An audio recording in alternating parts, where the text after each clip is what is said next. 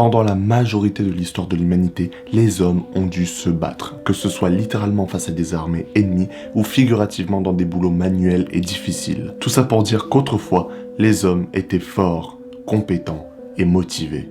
Aujourd'hui, ce n'est plus le cas. Suite à l'augmentation du confort au sein de la société d'aujourd'hui, les niveaux de testostérone chez les hommes sont en chute libre, soit 1% plus bas chaque année depuis 1980. Et pourtant, personne ne s'en soucie, malgré l'importance cruciale de la testostérone pour le bon fonctionnement du corps humain. C'est pourquoi dans cette vidéo, je vais t'aider en te donnant 8 indicateurs potentiels de testostérone basse. Numéro 1, tu as peu d'énergie. La testostérone et l'énergie sont directement liées, donc si malgré un bon lifestyle, une bonne alimentation et un bon sommeil, tu es constamment épuisé durant toute ta journée, c'est probablement un signe de testostérone basse. Et c'est justement pour cette raison même que la plupart des gens cherchent à obtenir plus de testostérone. Ce n'est pas vraiment pour être plus fort ou avoir plus de muscles, non, c'est simplement pour arrêter de se sentir comme une larve. Car concrètement, sans énergie, tu ne peux absolument rien faire dans ta vie. Numéro 2, tu n'as aucune ambition et aucune agressivité. Sais-tu ce qui se passe lorsqu'on castre un chat mâle? Vois-tu, avant l'opération,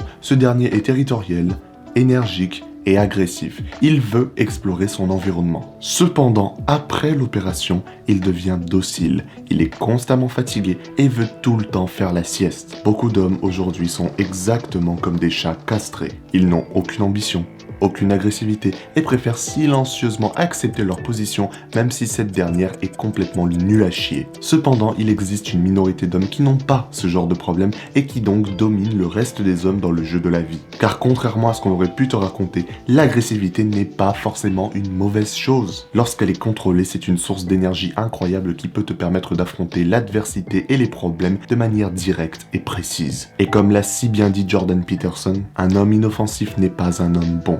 Un homme bon est un homme capable de grande violence qui le garde volontairement sous contrôle. Donc si tu n'as aucune ambition, aucune rage de vaincre et tout simplement aucune once d'agressivité, c'est probablement un signe de testostérone basse. Numéro 3, ta libido est basse. C'est quand la dernière fois que tu as eu une érection matinale? Si tu me réponds que ça fait longtemps, sache que ton cas n'est absolument pas isolé. Il se trouve que pas mal de recherches montrent que les érections matinales sont de plus en plus inconsistantes chez la jante masculine. Et rien que ceci pourrait être un signe de testostérone basse, cependant cela va bien plus loin que ça. Dis-moi, sais-tu quel est le dénominateur commun entre les antidépressants et le Viagra? La réponse c'est qu'aux États-Unis, les antidépressants et le Viagra sont produits par exactement la même compagnie. D'ailleurs, comme par hasard, un des effets secondaires des antidépressants se trouve être des problèmes d'érection. Coïncidence? Je ne pense pas. Après, est-ce que c'est la même chose en France? Je ne sais pas, mais si tu veux mon avis, ce serait une excellente idée de business. Mais bref, retiens simplement que si tu n'as pas d'érection matinale constante et forte, c'est très probablement un signe de testostérone basse. Ce qui personnellement me rassure, car auparavant, je n'avais jamais d'érection matinale, mais depuis que j'ai changé ma vie, que j'ai viré les mauvaises habitudes et que je les ai remplacées par des bonnes habitudes,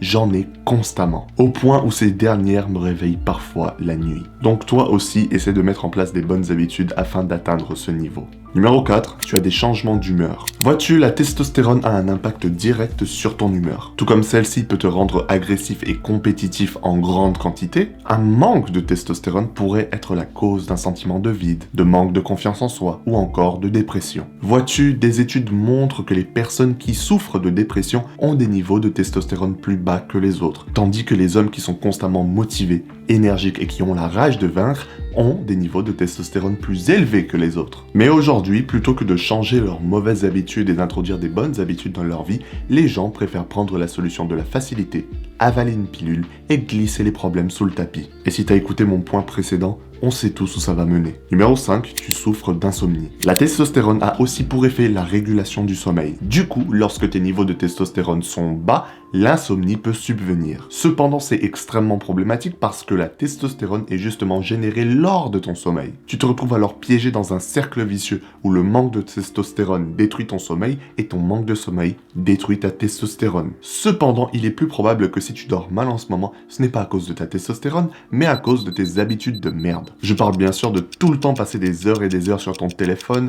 d'être constamment stimulé, de constamment être bombardé de lumière bleue, etc. Donc avant de sauter sur la solution facile, commence d'abord par améliorer ta vie en changeant les mauvaises habitudes en bonnes habitudes. Et ma chaîne est spécifiquement conçue pour ça, donc n'hésite pas à t'abonner. Numéro 6, tu accumules facilement du gras. Si là tout de suite tu as de très bonnes habitudes, que tu vas à la salle de manière consistante et que tu fournis véritablement des efforts, mais que tu accumules quand même pas mal de gras dans les parties les plus féminines de ton corps, c'est-à-dire les hanches, le cul, la poitrine, etc., c'est probablement un signe de testostérone basse. Vois-tu, la testostérone a aussi pour effet la conversion de gras en énergie utilisable pour construire du muscle. Ainsi, les individus ayant des niveaux de testostérone naturellement très élevés n'ont jamais de mal à brûler le gras et ont beaucoup de facilité à construire plus de muscles. Cependant, les autres n'ont pas cette chance. Mais encore une fois, ne sois pas un idiot qui saute sur la solution de la facilité si à côté tu n'es pas du tout consistant dans ton alimentation et dans tes passages à la salle. Numéro 7, tu manques de concentration.